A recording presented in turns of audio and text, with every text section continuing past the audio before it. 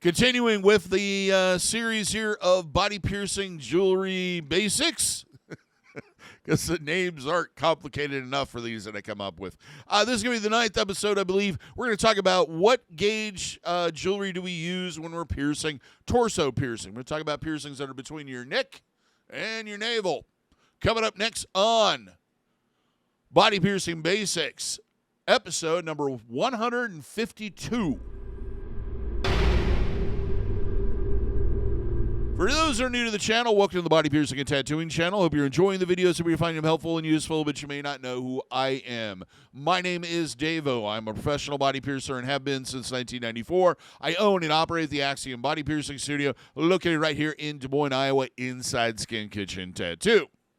So we're going to talk about torso piercings today, those that are between your neck and your navel.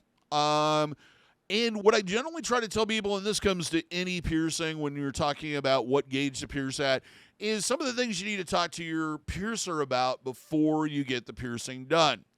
The biggest thing is asking them or talking to them about what your long-term goals are with that particular piercing, what your goal jewelry style, type, etc. is going to be. So you need to talk to them about these things beforehand. First thing is, are you planning on wearing rings? What size, what style rings, and what's going to work best there, and how long you're going to have to wait before you switch out to those. Are you going to stretch the piercing? Are you planning on putting, stretching your nipples out to 8 gauge or something? It's a good idea to talk about that at the time of the piercing.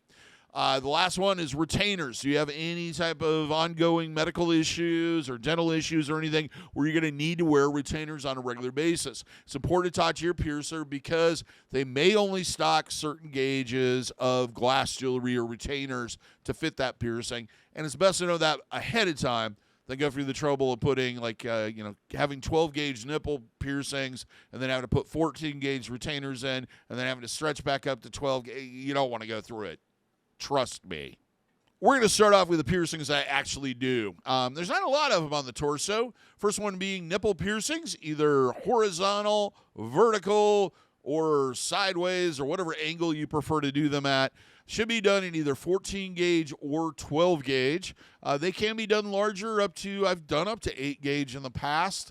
It really depends on the anatomy and how big your nipples are. But pretty much standard is 14 gauge. In this case, done with a standard straight barbell. That moves on to navel piercings. Now, navel piercings are done also at 14 gauge, more commonly than not.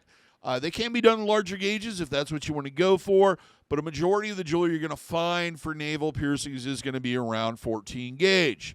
Now, floating navels, pretty much exactly the same. Different type of jewelry, though. Usually navels are done with a curved barbell with 2 gems on both sides or 2 balls on both sides. Floating navels are done with a disc on one side and then a gem setting on the other side, usually facing straight up. The bottom navel, or I don't know, it's the bottom navel. I don't know what else to call it. Done with 14 gauge. Usually a little bit more simplistic jewelry is best here. Weight can be a factor with this one depending on the shape of your navel, and that varies from person to person. But usually what I'll try to do these with is just a standard curved barbell, 14 gauge or larger. Now let's talk about all those high-risk piercings and stuff I just don't do. Starting with the nape. Yes, the nape of the neck, the back of the neck, made popular by John Cobb, who came up with a bunch of other stuff that sometimes works and sometimes doesn't. This originally was done with barbells, usually 12 to 10 gauge. Just standard barbells, they would put them in there, and they would slowly reject over time. With these, I generally would suggest if you are going to get them done that it's done with a surface barbell. One of the ones is done at a 90-degree angle so that it fits into the piercing or maybe slightly off 90 degrees. Talk to the person who's doing it. You definitely want to find somebody that has a lot of experience with surface piercings, and that goes for a majority of what we're going to be talking about in the rest of this video. Sternum piercings. I remember having a discussion with someone at one point about 1995 about how much they hated doing these because they constantly rejected and they felt guilty about all the scarring they were causing in the middle of all these very nice ladies and people in general. And I told them, why don't you just refuse to do it? And it was like a light bulb went off in that piercer's above that piercer's head, because they never considered that they could say, no, this is a dumb idea and you shouldn't do it. What I'm talking about these is right in the center of the chest, usually done, originally they were done with curved barbells. Then they went to surface barbells. Now they're more commonly done with microdermals, which may be your best option. Do consider that if you're doing this with microdermals, do consider that this is an area of the body that gets caught a lot and it's probably going to reject. Maybe not right away, maybe 10 or 15 years down the road, but it's eventually not going to be there anymore, and it's going to leave some scarring. As far as the surface to surface, you definitely want the flat surface to surface barbells there. No way around it. 14 gauge or larger. Okay, this one is another one where I just don't understand why people continue to do them even though they don't work. Collarbone piercings done horizontally. Basically what they are is they're done either with a curved barbell, which is wrong, or they're done with those 90-degree surface barbells. 14 gauge or larger. Understand this is probably going to reject. You may have better luck doing dermal implants at the same distance to give that look, because chances are either or of those is going to get caught and is going to come out of your body at some point. Now let's talk about something extremely dangerous, the subclavicle. Clavicle? Basically, it goes under the collarbone, all the way under and then out. Should be done 14 to 12 gauge, curved barbell. I don't advise doing this. Basically, what you're doing is you're making an opening into your body cavity for a long period of time. 3-4 months for it to heal, and chances are it's not going to end well.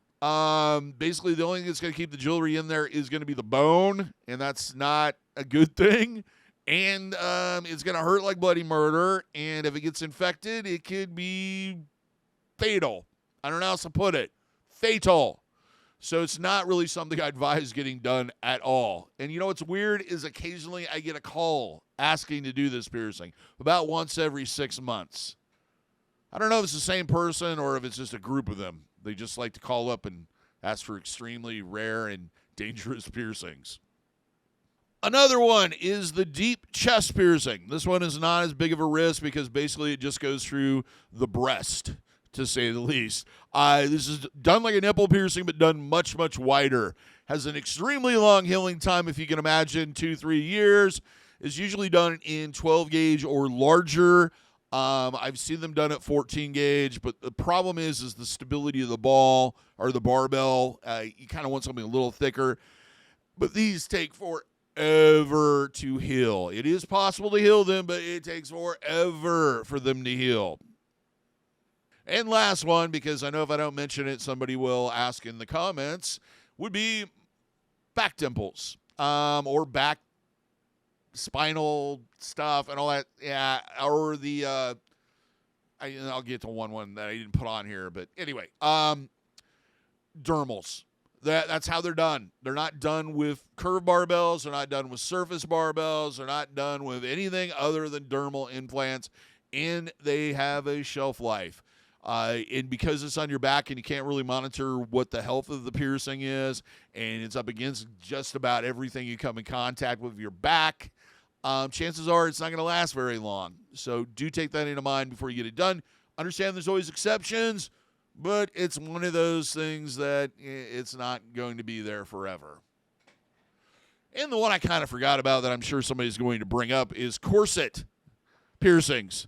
Those are play piercings. Play piercings, boys and girls, are piercings that are done temporary, usually for an event or for the fun of it, and are promptly removed after the event or fun is over.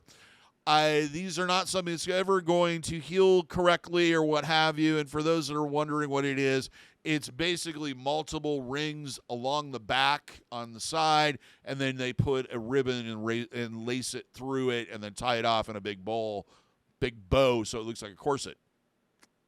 It looks neat, but it's not going to be permanent. No way. Not like a normal piercing. Well, that's it. That's all I have to say about that. What is your luck with these piercings? What gauge did you get pierced at? And what was your favorite gauge if you ended up stretching it? Leave a comment. Till next time, here's hoping all your piercings heal with ease without a single issue. And if you're in the Des Moines, Iowa area, I hope to see you for your body piercing needs in the future. Have a good day, everybody. Take care, and we'll see you in the next video.